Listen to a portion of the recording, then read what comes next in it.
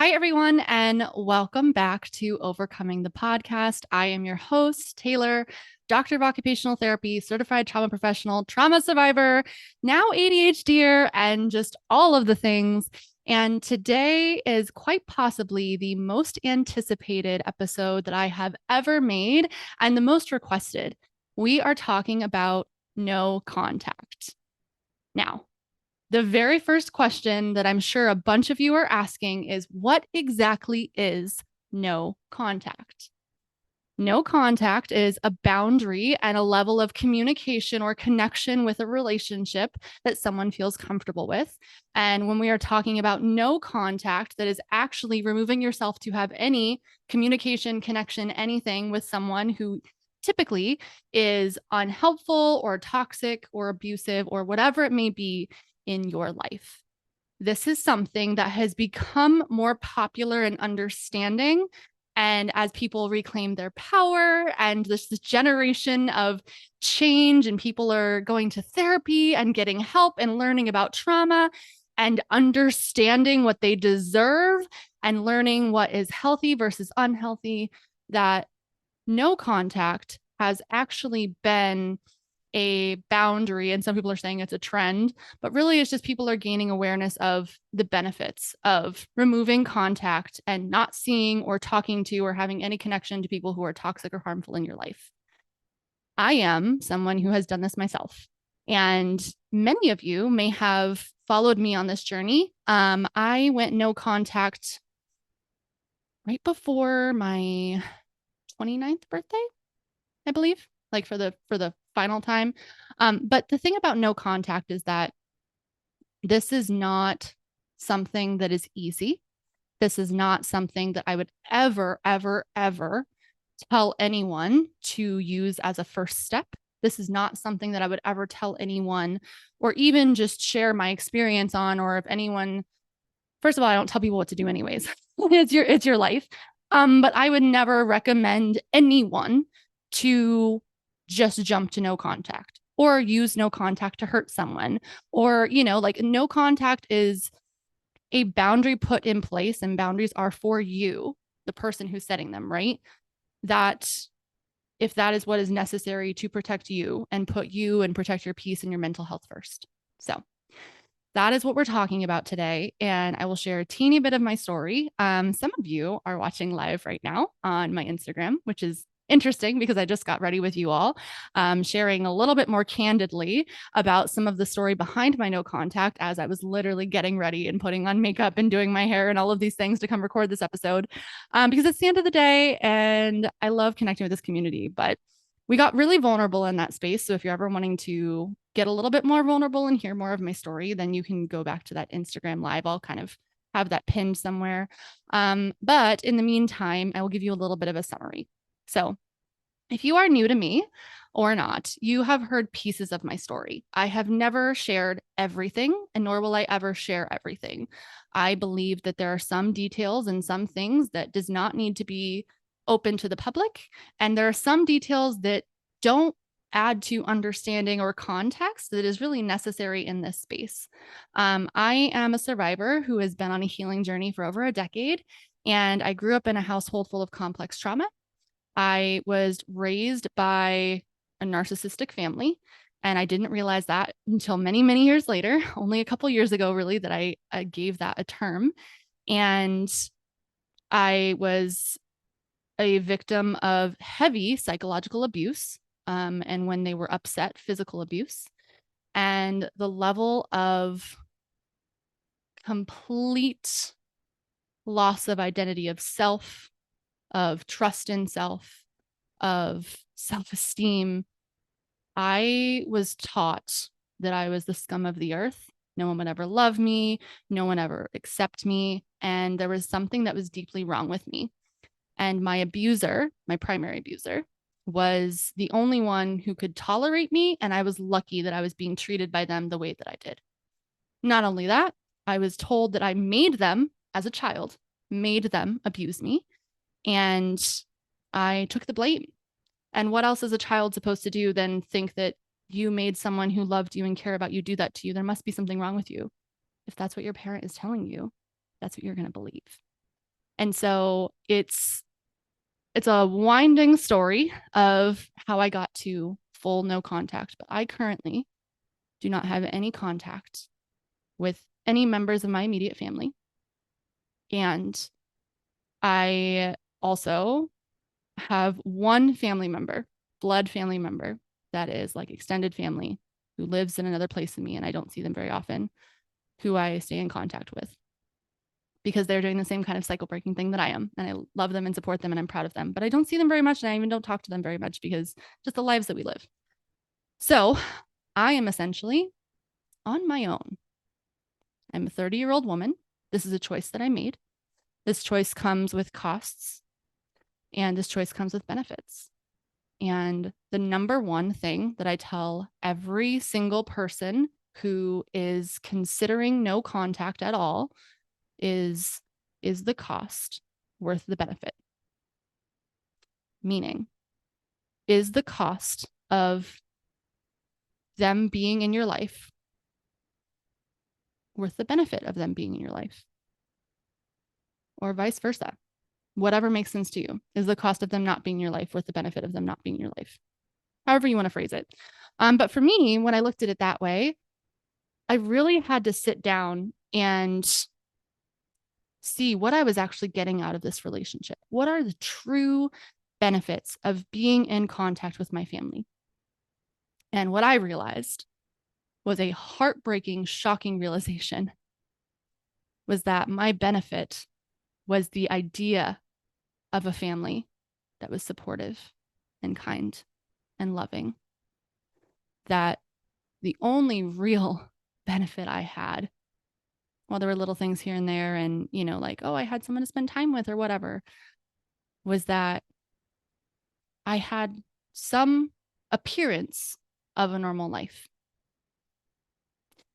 appearance of a normal family, of not being little orphan Tay, as I joke and degrade myself often. And if I did have at least some semblance of at least a family, then maybe there was really nothing wrong with me. And the world wouldn't immediately think something was wrong with me. And it was about what other people thought and what I really wished I had and was looking for within that relationship. But none of the relationship with those family members was able to give me that. And in fact, it was actually quite harmful. And so I came to the realization that for my mental health, for my healing, and for my peace, and my safety of especially my felt safety of my inner child, that it was best for me to go no contact with all of my family. Now, this was not a decision that I made lightly, and it was not something that happened overnight. When I look back in my history, like I said, I will go into the history and the specifics, I think, in another episode, but I just kind of want to give an overview, and this is for anyone who's considering. When I look back, I knew I woke up to the trauma and abuse and dysfunction in my household around 15 to 16 years old. I was a sophomore in high school, and I realized the brevity of what was happening. However, I also was legally a minor. And so because of that, I did not have any power, I did not have any control, and I did not have any ability to leave. So I was stuck in now waking up to an abusive environment and having to deal with that. And I got to a point where I had nothing that I cared about, no F's left to give. And I started fighting back for the first time in my life. I used to be in fawn mode and like the people pleasing and the freezing, and I would step in front of someone physically, my primary abuser, physically hurting someone else to take it on for other people, and then believe it was my fault. Believe that I deserve to be treated that way, not only physically, but emotionally, being told every single day that I'm worthless, horrible, fat, ugly. No one would love me. And if they did, they would track them down on my wedding day and give them the details of how crazy I was. They would make sure that I was never happy again because I don't deserve it, because I am crazy and sick and a horrible human being. And There was a part of me that subconsciously believed that for a long time. I hid myself from the world. I had no self-esteem. I didn't even know who I was. And then I had friends and other people and like family friends outside of my immediate family who saw me and who saw me as this powerful, strong teenager into adolescent, wonderful human being and light that I really was. And I didn't believe that because the people who are closest to me who actually see everything told me that I'm actually a problem. And behind closed doors, I'm horrible. I'm the reason that all of this dysfunction in this whole household happens. And I eventually had to remove myself from that. And there were other things that led to it, and honestly, really disgusting things, really not okay things, really crossing boundary things. But ultimately, it was for my emotional well-being and be able to find myself and love myself and be my full self. I realized that at the end of all of this, I was able to start being myself with my friends. I was still masking and hiding and being what they wanted me to be in my family, making myself smaller and smaller and smaller, dimming my light. And the moment that a moment of authenticity would show up, it would be criticized and put down and attacked. And if you listen to the opening episode of me sharing the beginning of my ADHD journey, I wasn't even liked. And it turned into being abused because of undiagnosed ADHD symptoms. So people who know me know that I'm this dynamic, goofy, wild in the best way. Just I'm a firecracker, okay? I'm a friggin' firecracker. I will own it. I am a goofball. I am all of these things. And like, here's the thing. So many people in their family get to be all of themselves and loved and accepted no matter what. When I was even the sliver of myself, I was attacked, degraded, and sometimes even physically abused. And it breaks my heart for little me, for teen me, and honestly for current me. It breaks my heart that I had to be put in this position to choose to walk away from my family completely. And anyone who's listening, who is maybe like, they're thinking on the other end of the fence, thinking that, oh, well, you're just hurting your family, or you're not considering this, or whatever rebuttal that you want to give. I have considered every single thing. There is nothing about my life that is typical to compared to anyone that I know. I live life differently now, and I have chosen that, but I'm more free and happy and myself than I have ever been. That even on my worst, hardest days, having no contact from my family, and there are very hard days, that the choice that I made for my freedom and my peace was worth it. And I stand behind it 100,000 bajillion%. And people who have seen me and been on this account and watched me for the last year to two, they ask, what have you done? Well, I went deeper in my healing. I also went no contact. I didn't have people in my environment constantly poisoning me, putting a little doubt in my head, fighting with my subconscious beliefs. I didn't have that. Instead, I had an environment and people around me who loved me and saw me and supported me and accepted me. And when I would have those moments of doubt or self-loathing or anything like that, they would remind me who I really am. That I'm a powerful, beautiful, strong, amazing woman who is here to help people and has a kind heart and is way too hard on herself. because people who didn't have the capability or the tools to support or love her made her feel like she wasn't enough. But she is that and so much more. I have my chosen family. I have people who have helped me and supported this journey of stepping into all of me and stepping into my power. And whether that means that you choose to go no contact or not, that is what I want for every single person. Everyone who's listening, to feel comfortable being your full self, loving and accepting yourself no matter what, and stepping into all of the unique power that you have. Because the world needs you in your uniqueness. The world needs you in your authenticity. There is no one else in this world that is exactly like you. And there is no one else in this world that ever will be. And I believe that we all have a purpose and that we have things that we bring to the world, whether it's the world as a whole or your community or your people, or like me to this platform, to survivors. There is something in you, in that nudge, that intuitive thing that you've always felt like, oh, I want to do this, I want to be this. There's something in you that only you can do it in your way. And by you holding yourself back from being your authentic self, shining your unique light and saying, this is me, this is what I'm here to do.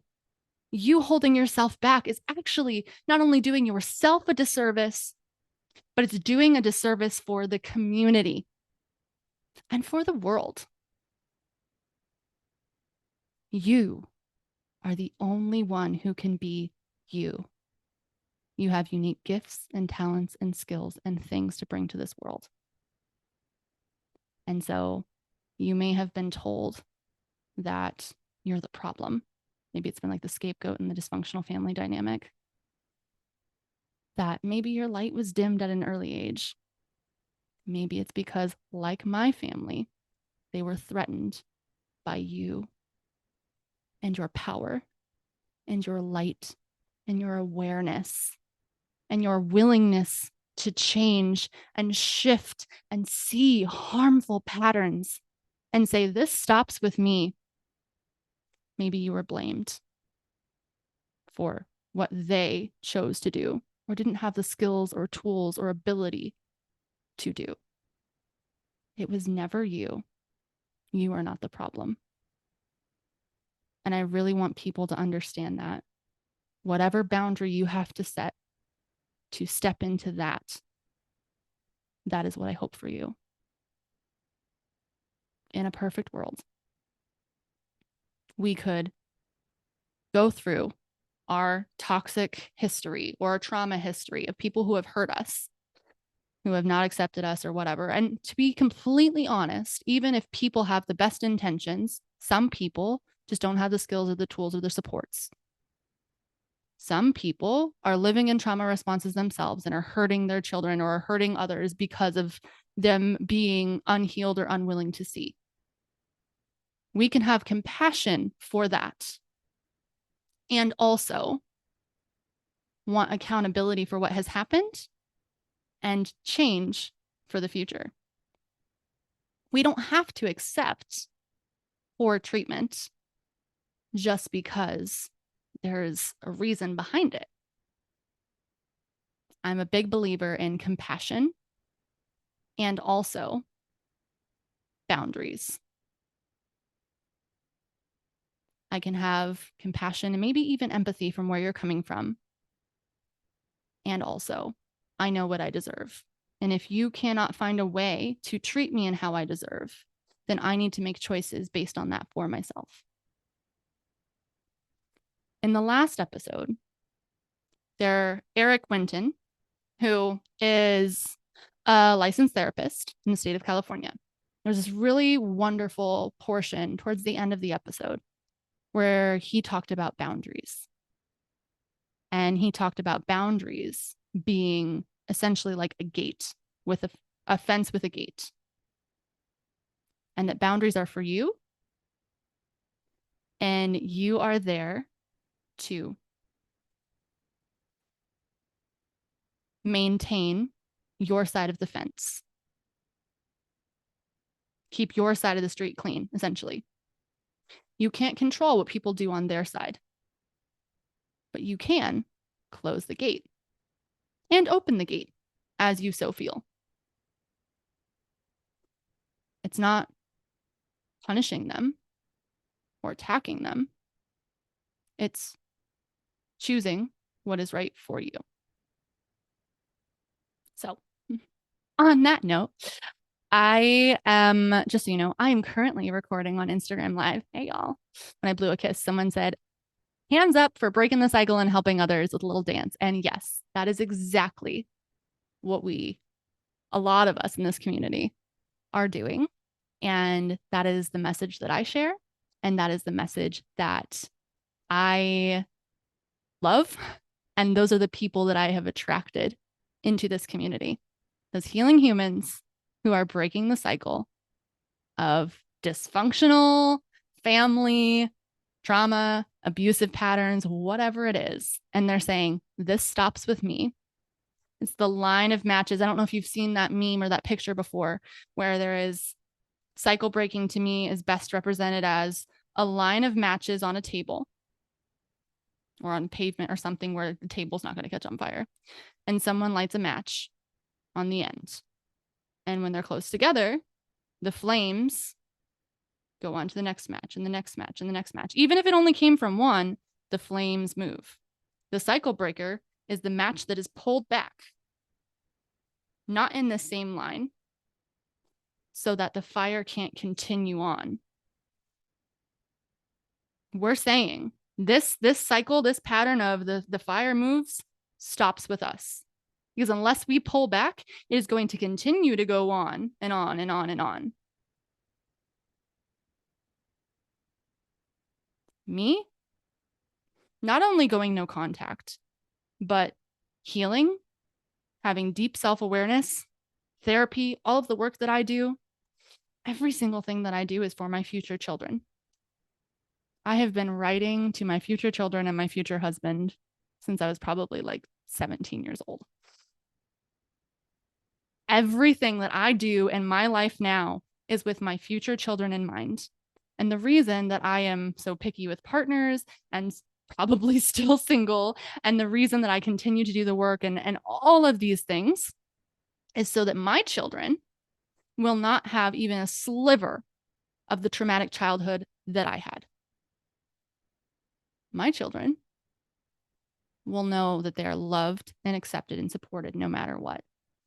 I will not pass on the pattern of abuse or enabling, degrading, making my children feel scared of me,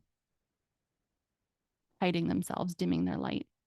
My children are going to learn how to step into their light, be all of their light, and shine that into the world as young as they can. That is why I break the cycle. That is why I do all of the work that I do now. And that is why I share with you all, so you have the ability to break the cycle in your own life, whether you have kids or not, the people around you. So we can say the cycle of dysfunction, of trauma, of abuse stops with me. And I would love if you would come on board and recognize and want to heal with me. But if you can't, I need to do it alone. Because whether or not you see it, family, this is also for you. This is for our whole family and future generations. And if you or your parents or their parents or aunts or uncles or whatever did the work as well and started healing and breaking cycles and doing the things, then maybe this pattern of abuse and enabling and all of that stuff wouldn't be passed on to me. Maybe you tried and you just couldn't, but here's the thing, I can. I'm willing and I'm able. And if that means sacrificing my relationship with my family to be able to do that, then I will. And half of the family, the one is my primary abuser who took pleasure in my pain and was an overt narcissist. They're gone to me. They don't exist in my mind. I don't want them ever again in my life. My mother, I still love very deeply. I would have loved to reconcile with. I recognized she was also a victim of abuse and the patterns that she dealt with. She doesn't know any better. She wasn't taught any better. She's not ready to see any better. And also, I hope she heals. I hope she sees. And I hope she comes back around. But where the relationship is right now, it's not possible. It's not healthy for either of us. I hope one day she finds healing and maybe she sees what I'm doing and it hits her one day. And she's like, wow, I want to do that. I want to be that. I want to be as happy and free and enjoy life again. Maybe. But unfortunately, she doubled down on didn't happen. You think trauma is getting the wrong slice of bread on a sandwich you ordered. You're worse than starting therapy. Someone abuses you. Why did you make them mad? You're too much. You're, ugh. And that may seem small in comparison to what else I went through with my primary abuser. But it's enough to completely destroy a human being and invalidate their past, who they are. My mom doesn't like me right now. She might love me. And honestly, I think she does. I like to think she does. And I love my mom deeply. And I don't deserve to be treated the way that I have been. And she has straight up told me that she will not be changing even the tiniest bit, and I need to change my reaction. And so I tried so many times, and I reconciled so many times.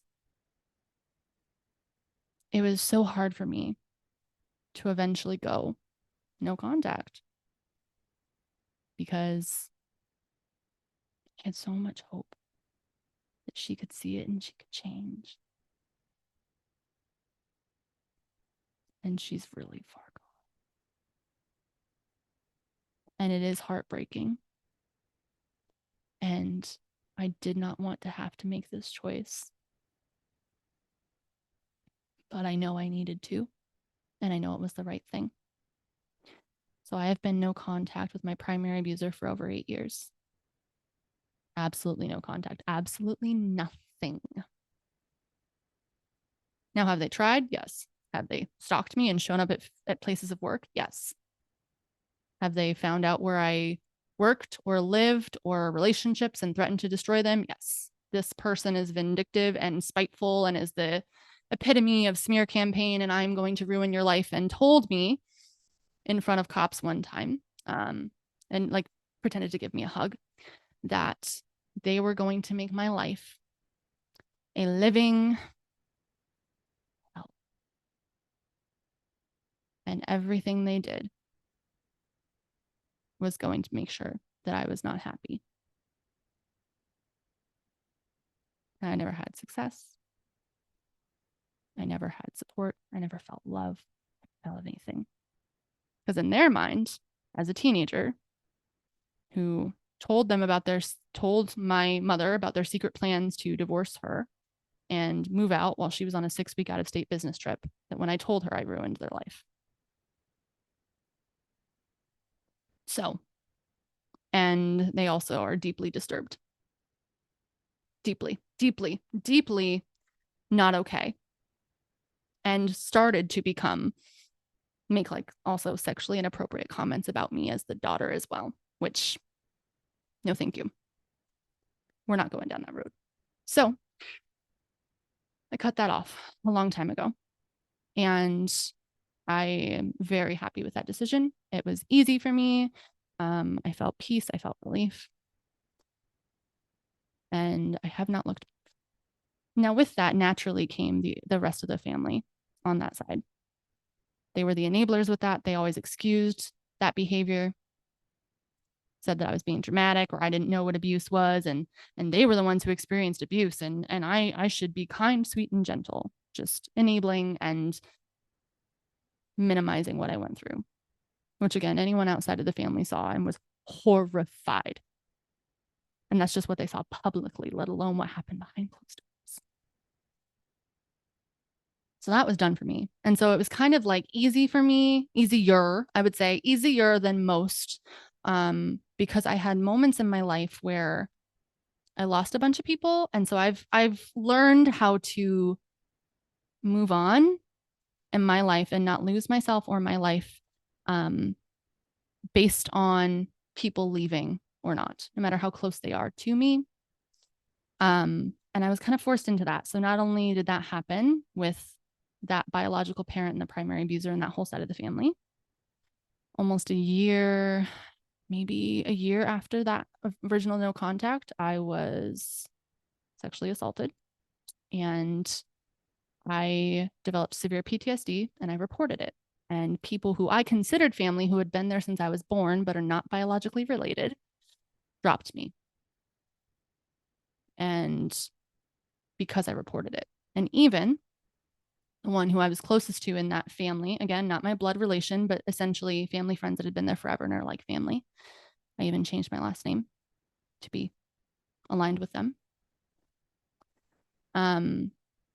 Called me pre-trial and said, you need to drop charges. You're hurting our family. Or no, she very clearly like said, you're hurting my family, and excluded me out of it. Even though I was essentially like adopted into the family and had always been told that I considered family, when I was the one to speak up and report something that happened to me. People didn't care how I was doing.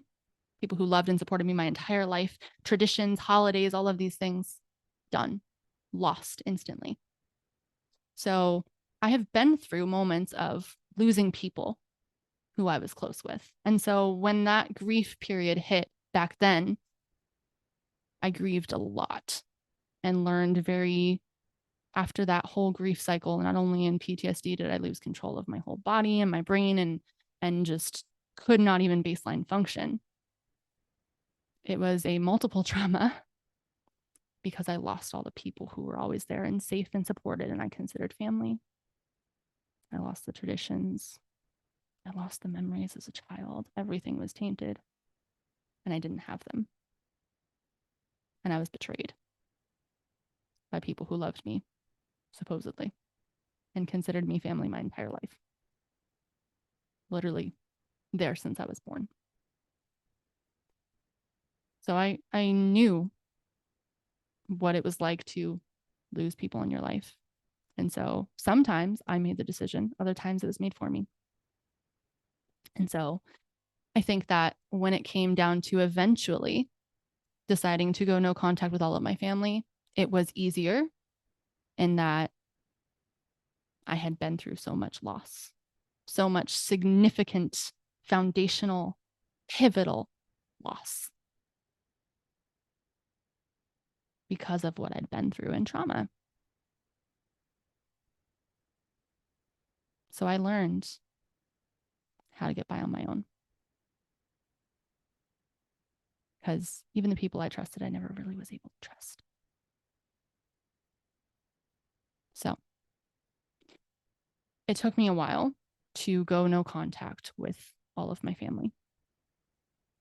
The only ones that I really had left after this happened, that was my 22nd. I was 22. Probably by the time I was 23, the only people that I had left were my immediate family, my mom, my two brothers, and I'm the oldest. I act like a big sister, I know. And my immediate family, which there's not very many on my mom's side. That was it. And there was some family that I kind of saw a few years, like every once in a while on my mom's side who lived in another state. That was it. I used to remember, I don't know if anyone knows that scene from Lilo and Stitch when Stitch is explaining his family. And he says, "This is my family. It is little and broken, but it is mine." I think that's the exact quote. And family means no one is left behind. I used to like joke and like, well, my family is little and broken, but we're here. And what I didn't realize is the broken was so much more broken and dysfunctional because I didn't want to see it, because I didn't want to be someone who didn't have family. What does that say about me? What does that say about me? So early, I would say probably, I don't remember exactly how old I was. I was getting ready to be a junior in college, whatever that was. And that was the first time that I went no contact with my mother. Something had happened. She'd done something awful. Of course, in denial that she did this. And basically was just very controlling and just hurt me and essentially took away a dream because she didn't sign paperwork on my student loan form. I got a full ride to go to Boston University and transfer. And Boston was my dream. I did not pursue anything else outside of State University when I first graduated because I was in the middle of the divorce and there was financial issues and I didn't think it was possible, even though I was number 7 and unweighted GPA in my high school class. I was the academic kiddo. I didn't think it was possible for me to go anywhere. Well, I realized my junior year that I could transfer somewhere. And so I applied, got in, full ride scholarship. The only thing, which I didn't realize at the time until somewhat recently, was that my housing needed to be covered by student loans. In order for that to happen, because I was still under, had to have been under 21. So I think it was 20. One of my legal parent guardians had to sign off on the loan paperwork in order for me to get the student loans to cover housing and go. And we would have qualified financially easily. I mentioned this to them and they said they would do it. And it was my understanding that they did it. I basically had a going away party. I had quit my job. I had gotten rid of my lease. And I was planning to go to Boston. One-way ticket. My mother was saying, "It's not your time. You're not going. No, you're not ready." And I was like, "Yes, I am. I'm going. Like I got everything. Like I'm ready." So I called them a couple days before and I was like, "Hey, what do I need to do to get my key to my dorm?" Whatever. And they were like, "Well, we didn't get your loan paperwork." And I was like, "What are you talking about?" They're like, "You don't, like, unless you pay, you can't go." She told me she did it. And then when I confronted her about it, she goes, "Oh yeah, no, you're not going. Sorry." Because she decided that I wasn't going to go. She was not going to sign the loan paperwork. "Sorry, not your time. You're not going." So I had nothing else I could do. I called around. I said, "Is there anything?" I said, "Nope, you need this in order to do this." So I had to go find another job. I had to go re-enroll at school. I had to get rid of my one-way ticket. And one of the most embarrassing things that has ever happened to me is I had a going away party. Everyone came and I didn't leave. In denial to this day that ever happened, that they ever said it that way, that they ever withheld anything purposely. That was the first time that I went no contact. And I think it lasted a couple months. And I just had a really hard time maintaining it because, one, I wasn't really financially secure. So I ended up going back. I think I ended up going back and living with her, if I remember correctly. Yeah, that's a fun one. For a short time. And then I also like emotionally was not ready to part with the idea of losing a family. And I wasn't ready to be fully on my own, even though it was so hurtful and hard and manipulative and take away my dream and controlling and all of these things. I found a way to forgive her and move on just so I could have my mom. And there had been other periods in my life where I had attempted to go no contact, done something hurtful, and I just been like, I need a break from you, whatever. But I couldn't maintain it. I could not maintain it. And it was because of the other things in my life were not met. And because I didn't have the level of healing or support that I needed, and all of these things. And so I am going to sign off on Instagram now. Thank everyone who's watching and step into the next version of helping people understand going no contact and what actually I recommend is necessary to have in place before you make this decision. Because I am someone who did not have these things in place multiple times. And I went back. And honestly, more damage happened again and again and again every time I went. So this part of the episode that I'm stepping into is about understanding what it really takes to go no contact, the realistic expectations, and what the potential costs really are and what to expect.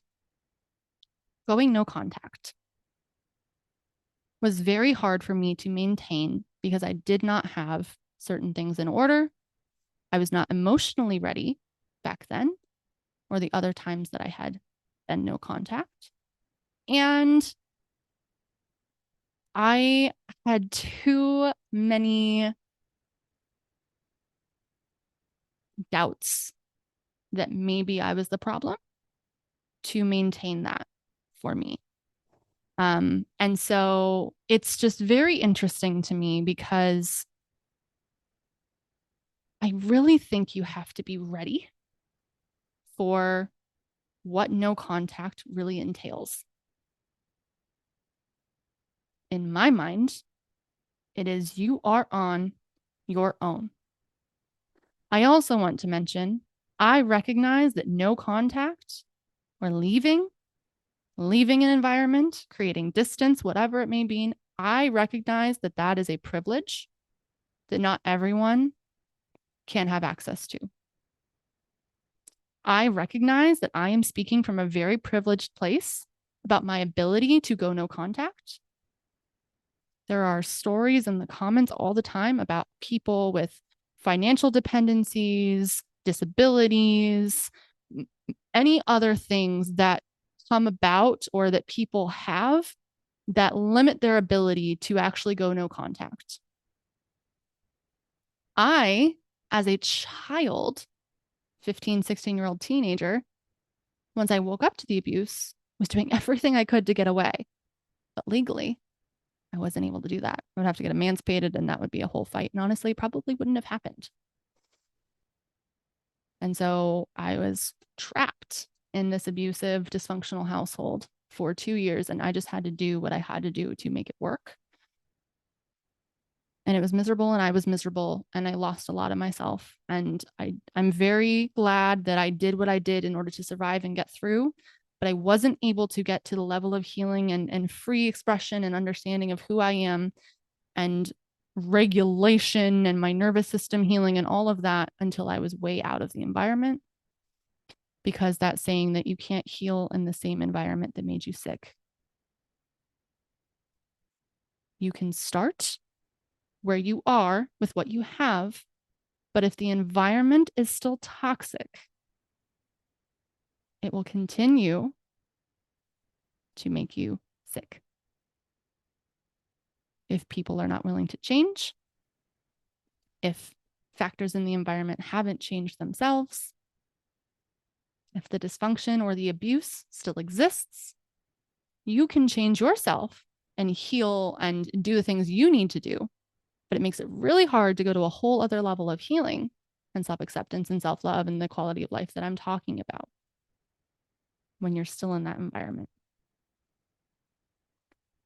And so when people share, and the many, especially on TikTok, many people, whenever my no contact videos show up or the scapegoat cycle breakers of dysfunctional families, many people in the comments saying, I went no contact too. I thought I was the only one.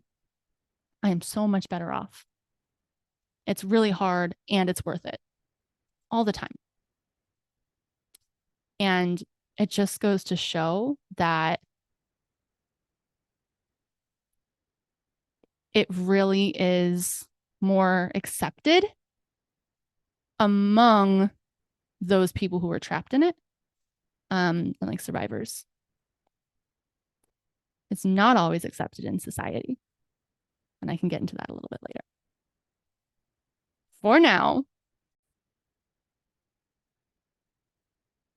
the reality of what is necessary to maintain no contact is something that I think that a lot of people do not consider when making this decision. And if you're anything like me, when I first was like, made this impulsive decision of, well, then I'm going to cut you off, right? That maybe you don't consider all of those things. And maybe it's more of a reactive decision, and I'm not shaming anyone for that.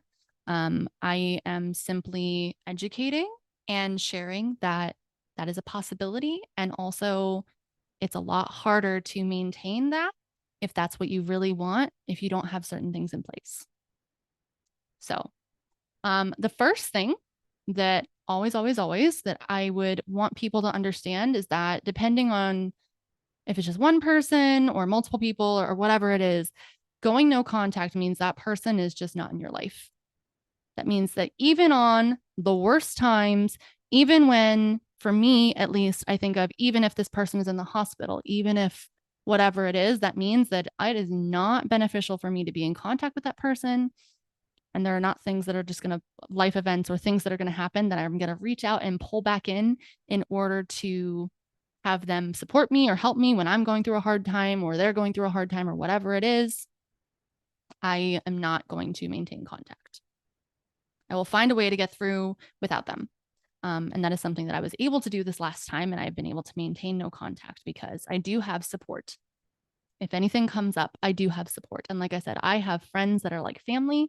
I have people who are emotionally supportive. I've had people who have physically supported me, given me housing before. I have friends that are like family.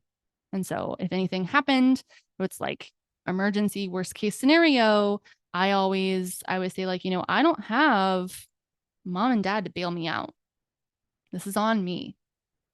Any risks that I take, anything that could potentially go wrong, any accidents, any hospital, anything, it is on me.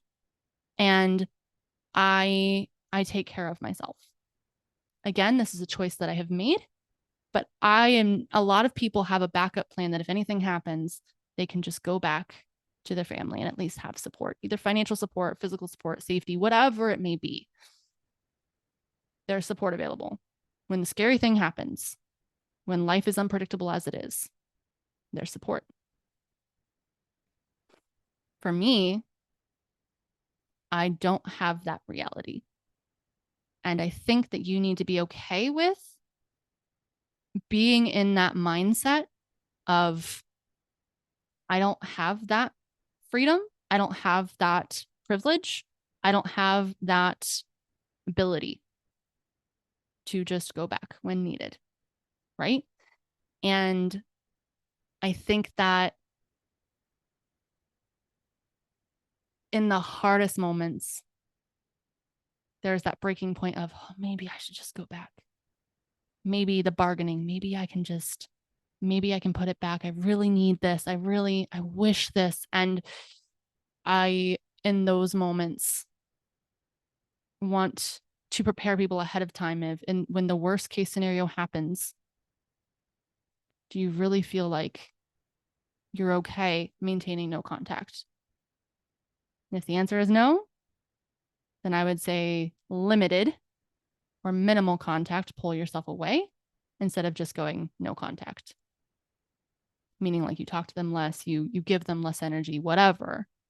But no contact to me is no contact, regardless.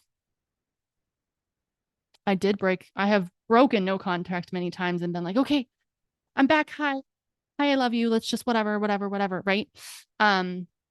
This was hurtful, but I'm willing to let this go because I want us to reconcile because even, and I would always just jump in regardless of if there was a change in behavior or what they did or what they were willing to do, because let's be honest, they were never really willing to change anything on their end. It was me who had to change my reaction always, and me who had to decide that I could either accepted something or didn't accept something, right?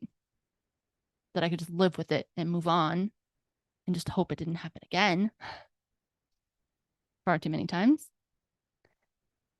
However, I was not being authentic to myself, and I was abandoning myself and my needs every single time that I chose to come back after no contact until it was finally able to stick. So that's the first thing is financially, are you okay? Are you stable? Do you have a job? Do you have the ability and the means to take care of yourself and get your physical safety needs met? Can you pay your rent? Do you have access to something? Like, are you able to be independent and not have any kind of dependence on anyone? And that includes just jumping into a relationship and financially them supporting you. In my mind, now marriage is a lot different, but like I'm talking about those people who, when you know that you're on your own, that your partner helps support you financially. And when those relationships end, then there also goes that support, right? So consider that as well. And again, there's no judgment. This is just more of things like that I wish I would have known, you know? So financially, are you able to support yourself? That's the first thing. Physically, your physical health needs. Physically, are you able to maintain your health? Do you have health insurance? Do you have an emergency contact? I laugh, but like emergency contact is usually family. Yeah, that was something that I didn't consider at first. I was like, who's going to be my emergency contact? That was a piece of shame that I couldn't even think of who would be the emergency contact. It was always my mom. Duh, makes sense, right? But that's not an option anymore. So that is no longer the case. So figuring that out, like I said, health insurance, all of those things. How can you get by in the world? Physically, your health, can you maintain that without any kind of interference from anyone else? This is when it comes down to people with disabilities or other challenges that may impact your health. Can you maintain your health and your needs, mental health, physical health, whatever it may be, without any interaction with them? If it's yes, okay, let's move on to the next one. Emotionally. Emotionally, are you able to get your needs met? Do you have people? Do you have support? If you're having a bad day, do you have those people you can rely on? Do you have connections that help you feel fulfilled, safe, supported, loved, seen, heard, acknowledged, accepted? Do you have those people? Can you work towards creating a community or not? And I know that's a really hard one for survivors because we have a hard time finding and maintaining our community and that kind of thing. And it took me a long time to find people. But that brings me to my next one is your healing. Where are you at in your healing? Do you feel that you are regulated? Your nervous system is to the point where you are regulated enough, you have enough support, you have been healing those core wounds and those triggers, you have been doing the work and feeling like you understand yourself, you have self-awareness, you have some self-management skills, you have some vulnerability, which those are the 3 pillars of SOS and overcoming, by the way. Do you have the tools and supports in place? And where are you really in your healing? I had to be at a place in my healing where I had a lot of supports I had done a lot of work. I was regulated. I felt safe. If I was triggered, I know how to work myself through it. I'm not, and nor will I ever say that I'm healed or in a really good position to where I don't get triggered. I'm a human being. Life is life. Life is hard. But I do have the skills and supports to maintain myself and work through hard, heavy periods to where I won't be in a place where I can't maintain and take care of myself. If anything horrible happens, I am triggered. If whatever, I went through a significant trigger, trauma, in the middle of no contact. There was a physical safety threat. There's relational safety, just complete annihilation. I dealt with some major triggers. I did not go back. Old me would have run back to mom. I was scared. I was honestly scared for my life. And I still did not go back because I had the ability to take care of myself and I had my support system and everyone to help support me in that hard time. And I had therapy and I had all of the skills and supports that I needed to get myself through because of my level of healing. So, can you maintain that?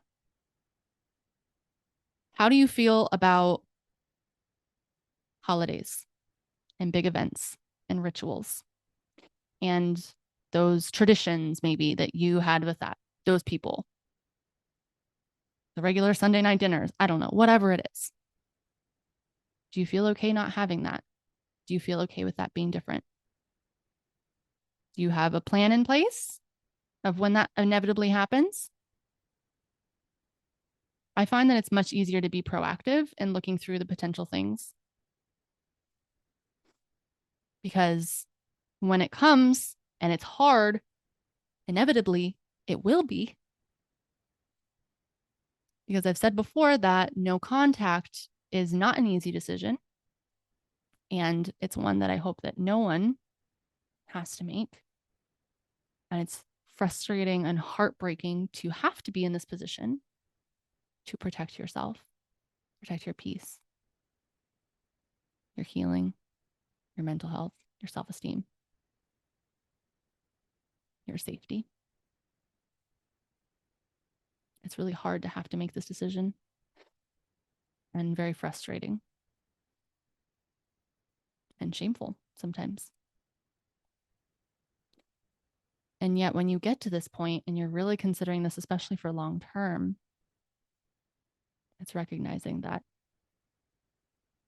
I am losing all of this. There are many costs to this no contact. Knowing my everyday life will be different is part of that. So holidays, birthdays, all of those things, how are you going to feel? What's your plan? Like I said, if tragedy strikes, someone gets sick or whatever, and it brings everyone together, what would you plan to do? Now you can have a plan and you might feel different in the moment, and that's okay. Please honor what feels right for you. Always. I understand there are extenuating circumstances. My point is that I want people to think about these things. Because if you're anything like me, you were so frustrated and hurt and betrayed or whatever it is, and you leave and something happens, you need them and you come back. And every time I came back, it was harder to leave for good. And the damage that was done after was even more and deeper. Like I said, the self-abandonment and all of those things get harder. So that's something that I really want people to consider as well. Physically, mentally, emotionally. Are you okay without this person? When these things change, when this worst case scenario happens, what is that going to look like? What do you feel comfortable with? if people connected to them attempt to reach out to you or inevitably try and get you to go back or guilt you or shame you or attack you or take their side, people that you weren't thinking, whatever, if there are going to be other people that add on to this, that blame you or whatever it is, are you going to be okay with that too? Because mine originally was with my parents, but like I said, just naturally, the rest of the family followed, which is hard, but ultimately, I'm okay with because it's the best decision for me and my mental health. Are you going to still be checking on their social media? Are you going to still try and stay in the loop? Do you still want to know what's going on and that they're okay? Or are you going to disconnect completely? I don't look at anything anymore. There aren't third parties that are connected to me regularly that have any intel or information on what's happening. I have complete disconnect. I have no idea what is happening in their lives. And I'm okay with that. It is a cost. I really wish them well. And I know it's a cost. And also, for me, I recognize that me trying to figure that out or connecting would hurt me more to know what I was potentially missing out on. And it's that much harder to say it's necessary. Because what if it's something you're like, oh, good for them. Cheering someone on, whether it's the people you chose to go no contact from or the other people supporting them or whatever.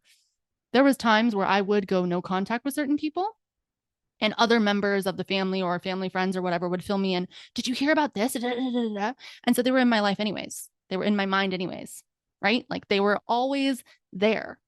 And that's eventually part of the reason that I came back. So I was like, well, I never really left. I always know what's going on. People in my life, if people do know them, they have a boundary to know to really not tell me anything because I don't want to know. They know not to ask, not to talk about them if they have any kind of shared contact. But a very, very, very few people do. And to be honest, they're not very close to me. So they don't know a lot what's happening with me anyway. And so that has also helped me to be able to create distance. No one tells me what's going on. I don't know. That's it. I wish for the best. I send them love. That's all I can do. Compassion for the situation. Wishing them the best, truly. I don't have any ill will towards my mom or my mom's side of the family at all. Other side of the family, I want nothing to do with. I still don't hold ill will, but like they mean nothing to me. Like they're just nothing to me. Wouldn't care what happened one way or another. You are nothing tied to me. So go do you. Whatever. Stay away from me. Thank you.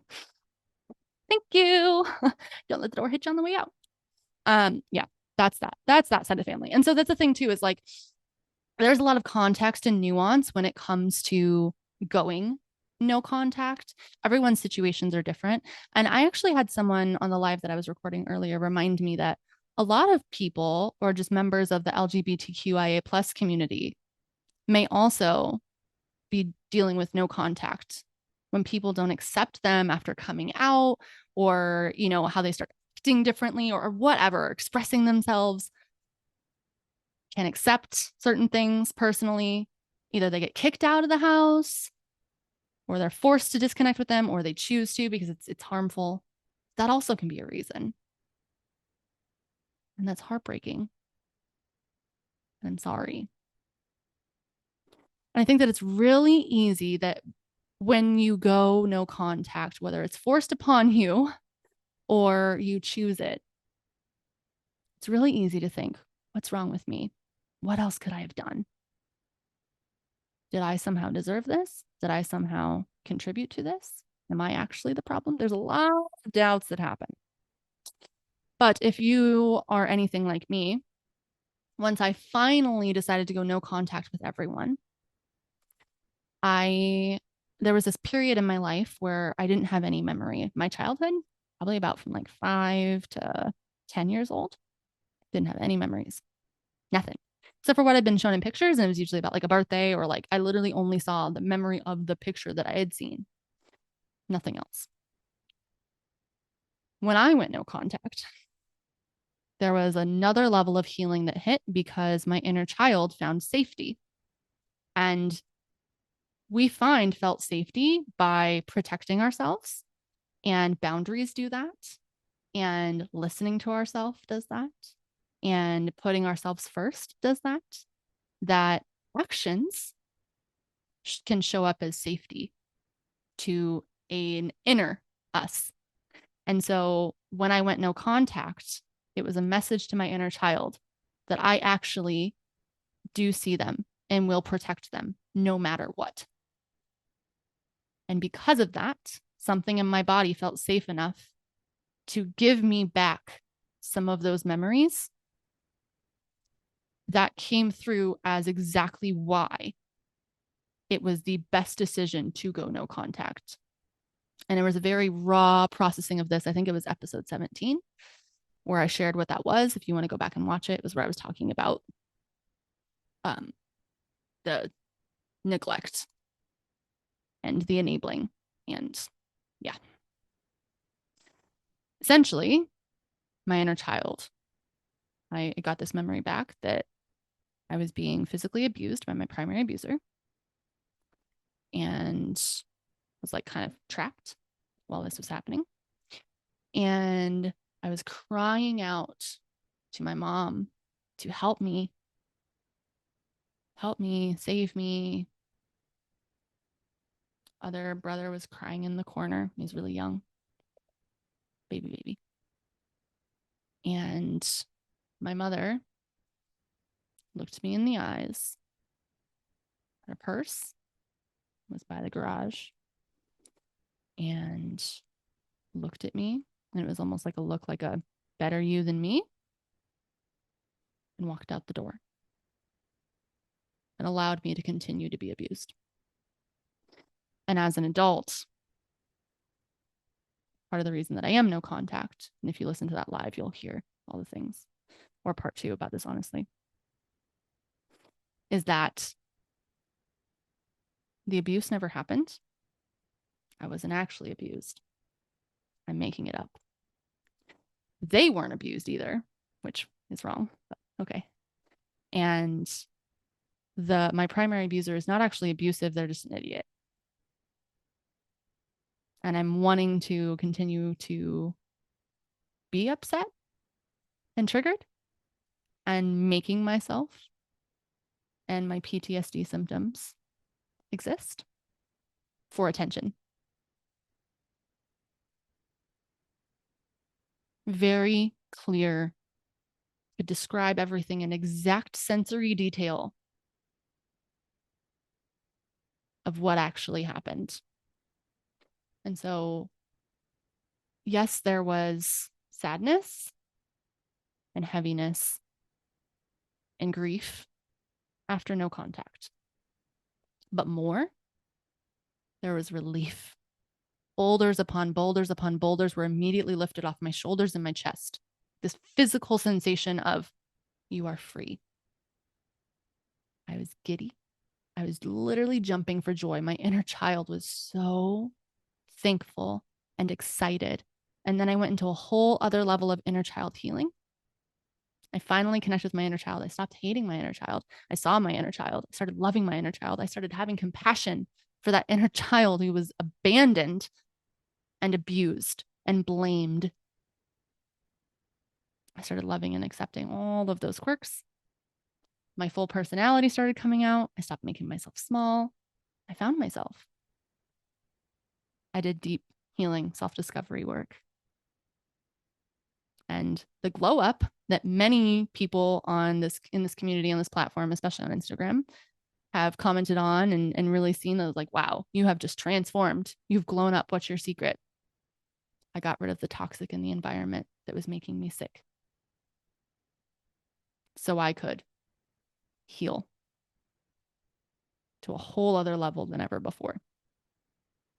That's what happened. And yeah, there were the tools and the things that I did and the things that I teach and coaching and all of those things. I'm like, yes, that is true. That exists. And also, the number one thing is that my environment was no longer poisoning me and didn't pull me back. And that is the thing that I hear the most from people is that I'm no longer holding myself back. I get to be myself. I get to heal. Oh my gosh. I get to eat whatever I want, especially anyone who's dealt with any kind of like narcissism, super controlly, criticize, gaslighting, you're the crazy one, you're the problem, all that stuff. I can cook how I want to cook. I don't have to worry about not slamming the door and getting hit. All of these things. It's a level of freedom in your everyday life. And for me, it was the inner narrative that started to dissipate that could be replaced with a narrative of self-love and acceptance. It was no longer too much. I was no longer dramatic or a mess or the problem. It didn't go away overnight. And it still comes back sometimes, even though I've been doing a lot of work. And even no contact doesn't mean that the person and the wounds go away. I've dreamt about my mother for the last 4 nights, and it's bothered the heck out of me. Your brain and your subconscious doesn't always go no contact like you do in your physical life, okay? I'm just warning you there. The problems don't magically go away, and the wounds don't magically go away by no contact. But what I have found is it allows another foundation and baseline and environment for you to bloom, to support yourself, to find yourself, and to heal. And your healing journey just blossoms, explodes when you don't have that holding you back. So it's up to you what you want to do. But that is my experience. And there's been a lot of grief. It has been hard. It has been heavy. I spend holidays alone. I don't really celebrate holidays. My life has changed. And I have had to be okay with that. But again, I am happier and healthier than I have ever been. And I know it is in huge part because I chose to walk away from those who did not serve me anymore and were harmful and toxic and holding me back. And I want this community to understand that you were part of the decision. This purpose, educating, advocating for survivors, the work that I do, the things that I produce, the events that I speak at, I wouldn't be able to do it to the extent and the capacity and in all of my fullness and authenticity and everything I can bring to the table. I would not feel comfortable speaking this freely if I had that voice in my ear of my mother. The disapproving, constant nag of my family who does not like what I do here. This is my passion. This is my purpose. This is important. It is more important to me than anything else for survivors to know that they have power. There is hope after trauma and abuse, that you can reclaim yourself and your life and have happiness and fulfillment and improve your quality of life, regardless of what has happened to you. The road may look different. There are skills and tools that you can learn, which is a huge part of what this page brings and what I teach, that have changed my life and my healing. And also, you can transform. And you are seen. You are valid. You are enough in all stages and all seasons. You are enough. You are worthy. And you have this unique, beautiful light to shine into the world. The world needs you. That's what I want every single human being to understand, especially survivors. You have so much more power than you realize. You have so much more of your strengths and your talents and your gifts than you realize. Your life may look different, but you are not less than a person. You are not less worthy than anyone else who has or has not gone through the similar hardships that you have. And by nature, you're a freaking fighter. And your body did everything that it was supposed to do to protect you and keep you safe. And now you get to thank your body by listening to the needs as you are in a safer environment and healing. No longer abandoning what you needed to at the time, finding your needs and your desires and your likes and your dislikes and your things about your personality, what you want to do in life. Step into your freaking power and impact the world by just being you. And finding pockets of joy along the way. And if I would have listened to this episode 10 years ago, I would have been like, that lady is wrong. And I would have been so defensive. So if you're defensive right now, just know that may happen. And what I want you to hopefully hear is that you are worth it. Regardless of what you choose, you are absolutely worth it. Your life is worth it. You deserve happiness and good things, regardless of what anyone has told you. And I know that it can be really hard for people to understand that and accept that. I get it. I know it's hard.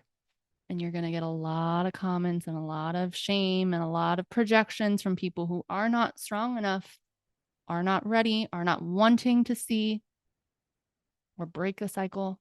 And they want to blame you. It's part of just what happens, unfortunately. And I'm sorry that that has to happen to you. I get it all the time.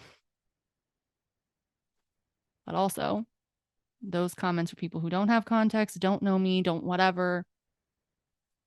It doesn't impact me because I know deeply that I did and am doing the thing that is best for me. I do not regret it one bit. And that there are many steps before going no contact, trying to talk it out and see if healing and repair is possible. First of all, being very honest about what you're feeling, where you're feeling, and why, not in an attacking way, in a when you, I feel because. It would be helpful if I would like, if we can, this is how I will work to change. I would need this from you. I would hope we could blah, blah, blah. Very civil, not attacky communication of objectively what is happening, what you feel, and why. Open up that door of communication. Some people don't realize and would actually like to change and are not manipulative. And there are people, again, there are people who genuinely don't realize the level of hurt they're causing. But if we don't have a sit down conversation where we're not coming out with we're activated or heated or anything like that, because what happens when we come at something important like that in that mindset or in that approach is that immediately someone's going to go into defense, not even hear you, feel attacked, and their survival instincts are going to kick in. Some people deserve to have that conversation and some people don't, and you will understand and use your discernment. But as always, the first step that I say is communicate. Open, vulnerably communicate what you would need, how you feel hurt, what is happening, how this is impacting you. And it's really hard sometimes to have that conversation, but that's where I would start. And then I would go to boundaries. And boundaries are, in order for me to maintain a relationship with you, this is what I need. If you cannot, then I will shift what my relationship is with you, how much time I spend. Maybe I'll leave, maybe I'll turn off, maybe I'll get off the phone if you talk to me that way, whatever it is. We can go on a whole separate issue about boundaries because boundaries is huge. And I will eventually have like an entire course on boundaries and relationship dynamics. So stay tuned. However, boundaries are there for you. Like we talked about earlier, is the gate that you can open and close. What's important for you, right? And then I would go to less contact. Maybe not sharing certain things of their life with you. Maybe there's only certain topics that you discuss. Maybe you only talk to them once a week. Maybe you only talk to them on holidays. Maybe you send a text instead of going to see them all the time. Maybe whatever it is, okay? Some kind of thing that shifts your level of contact or how much you are sharing, what you are expecting from them emotionally, whatever it may be. And I did that before I actually went no contact. There were certain things that I stopped sharing with my mother. She used to be my one phone call. I stopped sharing certain things with her in my life because I would go and I'd be happy and excited. And then she couldn't share in that excitement, or she would bring it down and like minimize it. And then I just wasn't excited anymore. It always brought me down. So I stopped wanting her and needing her to be that emotional support because I knew she didn't have the capacity to. And so we just have a very physical show up, hey, spend time together, relationship, whatever, and know that there's not going to be emotional depth. I was okay with that for a while, spend time together, maybe, go out to lunch, pay for each other's lunch, whatever, financial support sometimes, but like not really. It was just like a very surface level relationship, emotionally distant relationship, which honestly is probably what she preferred, but it was not satisfying for me. And when I needed just a little bit more, she didn't want to give that, like we said before. So if that kind of whatever minimal contact is still not working, it's still harmful, still hurtful, you're not getting what you need, like it's just not working. You can go to even more minimal contact. Some people go like super low contact to no contact, meaning like only when necessary. And again, some people aren't afforded the privilege, like for instance, exes who have kids in the middle. That's hard. You're forced to communicate because you share custody of the kids. Like, there are certain things where you can't go no contact. So you stop sharing certain things. You only communicate when it's necessary. But then maybe you've tried all these things. You've been doing this for a while. It's really hard. You're still just drained or hurt, or this is still abusive, or this is still unhealthy or toxic or whatever it may be. And you've gone through all the considerations that I mentioned in this episode, and you realize that, yes, I can actually do this without them, that all of this stuff, that if anything happens, that I have taken these considerations seriously. I have made my plans. I have gone through this. Maybe I've even gone into therapy and asked for support in making a safety plan. Maybe I have I have made like an emergency plan. Maybe I have reached out to people ahead of time and said, hey, this is what I'm considering doing. Would you be someone who would be an emotional support for me should I ever need it? Maybe. Who knows, right? It's whatever you feel comfortable doing with at a time. And then maybe you go no contact. You've tried. You've been like, hey, can we go to therapy? Hey, can we try this? Hey, you want to read this book? Hey, like the amount of things that I tried. But at the end of the day, I stuck around to trying and help people that I cared for while abandoning myself.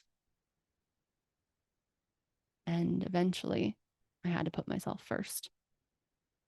Because you can lead a horse to water, but you cannot force them to drink.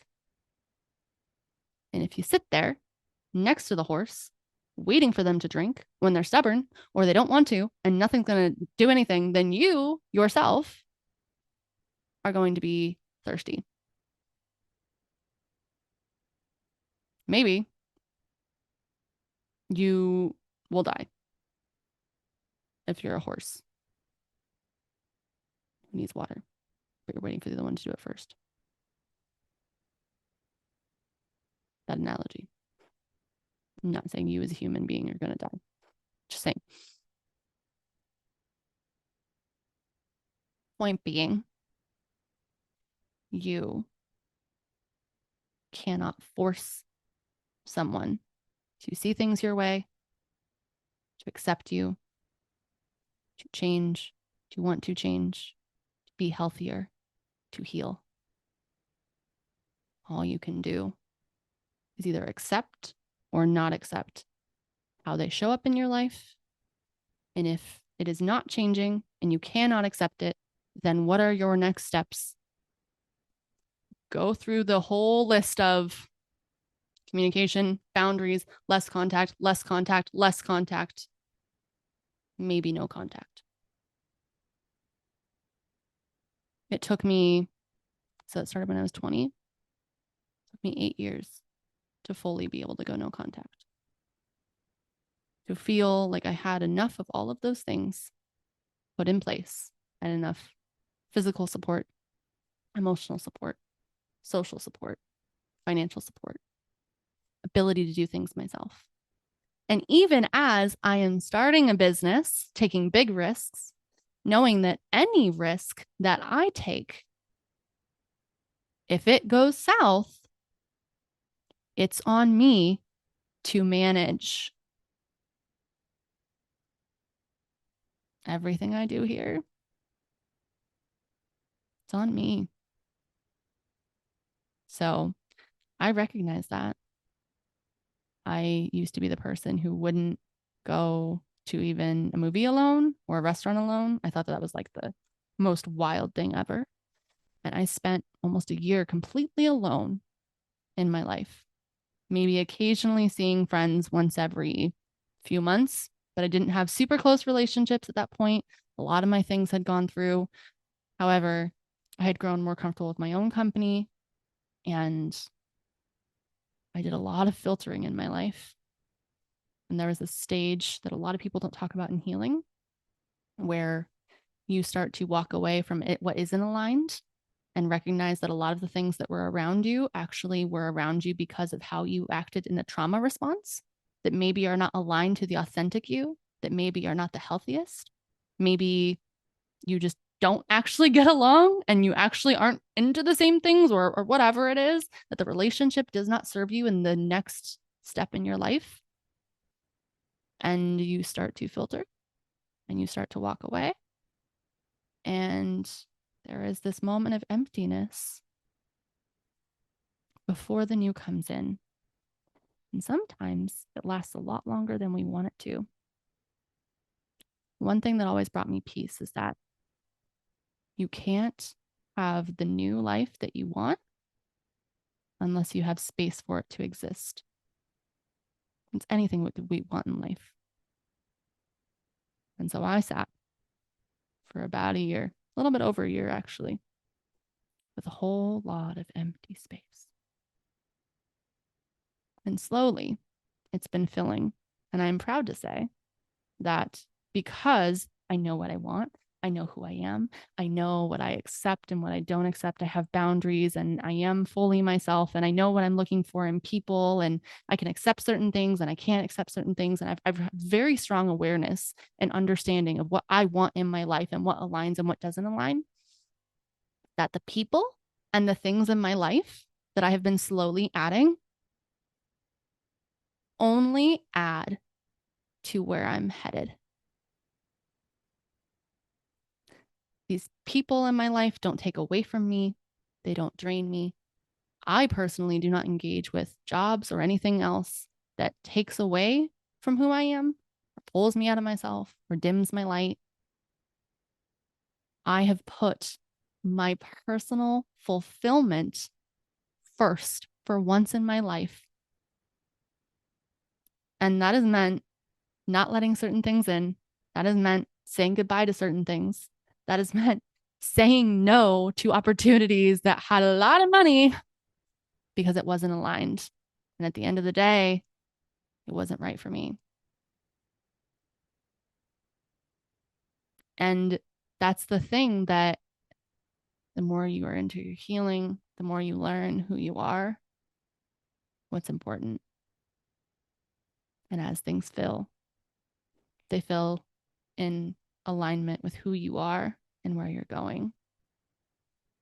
And that is more satisfying to have even a slightly, partially, quarter full cup of alignment than a whole cup of unalignment and despair and frustration and masking and disappointment. But the more you have space and add to your cup as you are healing, it adds to your life. It doesn't take away. And yes, no contact can be painful. Walking away from people can be painful.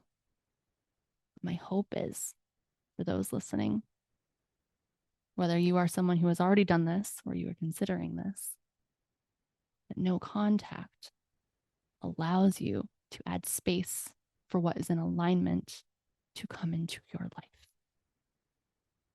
Because that is what you deserve.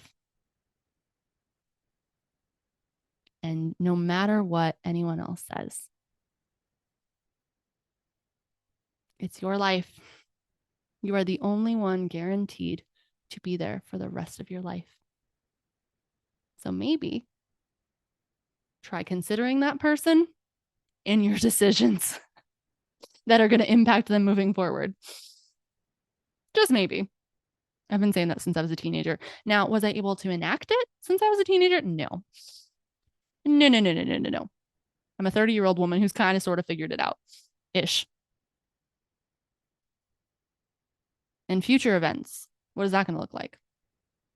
I've accepted that my life looks different. I used to hold a lot of shame for that. And I was worried that something was wrong with me or people are going to judge me. And so I was judging myself and I was presenting myself different, like, whatever. And now I'm just in my full self. And like, if you're going to judge me for what I walked away from, then you're not my people anyway. And you don't actually add to the cup of alignment in my life. So I wouldn't want you to fill up the cup anyway. So thank you, but no thank you. And the only thing that is important to me when it comes to any kind of decisions or whatever is what is in that alignment cup. And that alignment cup continues to be an alignment cup, not just odds and ends thrown together.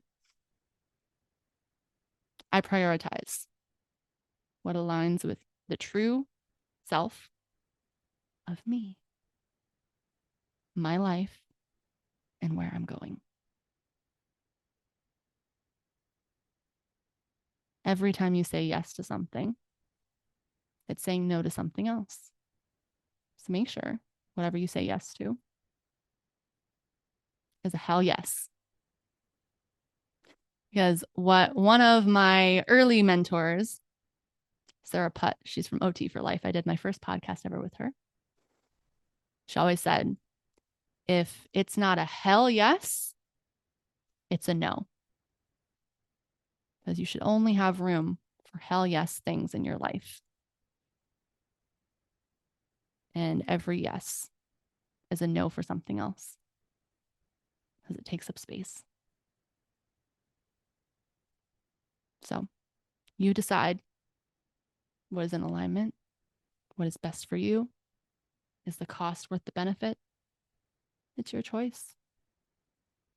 And I empathize and understand in that it is hard. And I also want to remind you, this community exists of healing humans, of survivors, many of us who have dealt with complex childhood trauma, who are the scapegoats, the black sheep, and the cycle breakers, who are overcoming and devoting to their healing and putting their lives first and saying, the cycle stops with me. And in this community, you are seen, you're heard, you are accepted, you are supported, and you're around people who get it. It's not this over justification explanation.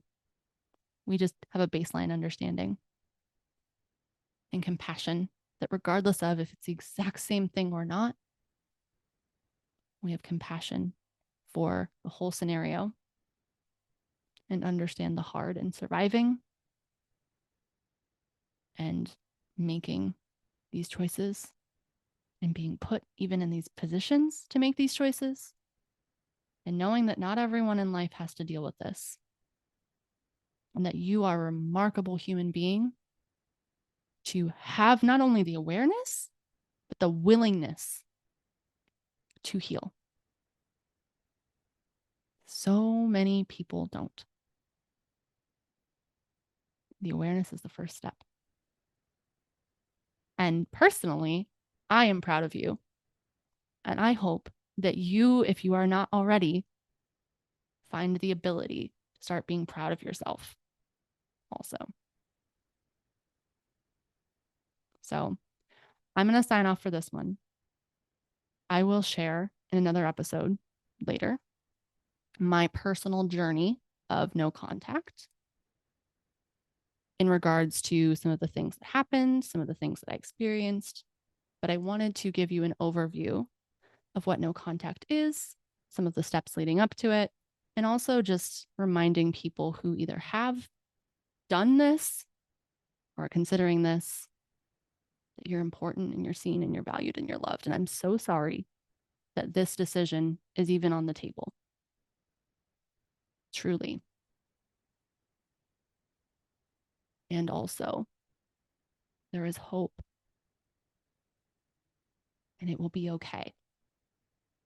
One of my favorite sayings is, it will be okay in the end. If it's not okay, it's not the end. I'm going to leave you with that. Please feel free to share this with anyone you feel this may help. And also, if you would like to connect with us on social media, it's SOS with Dr. Taelor, Taelor. Again, Doctor of Occupational Therapy, Certified Trauma Professional and Trauma Survivor. I run SOS, the Survivors Overcoming Silence community. I also have services as well, so feel free to check up on our website and see what that is currently. Courses, coaching, things that rotate. And really, this podcast, this resource, and everything I do is to help you feel less alone and give you the tools and supports moving forward for healing and overcoming and reclaiming you in your life. Because that is what you deserve. I hope this leaves you in a warm and fuzzy spot, even though this is a hard topic. And I hope you come back when we talk a little bit more about my own story. And there'll be a lot of context that I think a lot of you will relate to. But there's only so much that I can say in one episode. So thank you for listening. Thank you for being here. And if you do have any other questions, I'm also happy to. So if you do not know, we are going to be this season alternating between monologues and dialogues, meaning there's going to be solo me episodes. And then I'm going to bring on guests to talk about different topics as well. So if there's ever like any questions or anything that you have, or you would like me to add details to a certain episode or whatever, I would not only appreciate, but I would love for you to share those, because not only does it give me some connection as to what that is and what you're looking for, because this is for you, and also it kind of helps keep me organized as well. So And if you are not following the Overcoming Podcast Instagram page, you may not be familiar that it exists now. So there's SOS with Dr. Taelor, and that's not going away. But Team SOS is expanding to outside of just me. And I have support now. And so I've been able to have my team help with the Overcoming Podcast page. It will be mostly about podcast stuff, sharing resources and supports and like connection and collaboration. That is the main thing behind it. It is right now at Overcoming Pod, POD, on Instagram. I do not currently have a separate one for TikTok.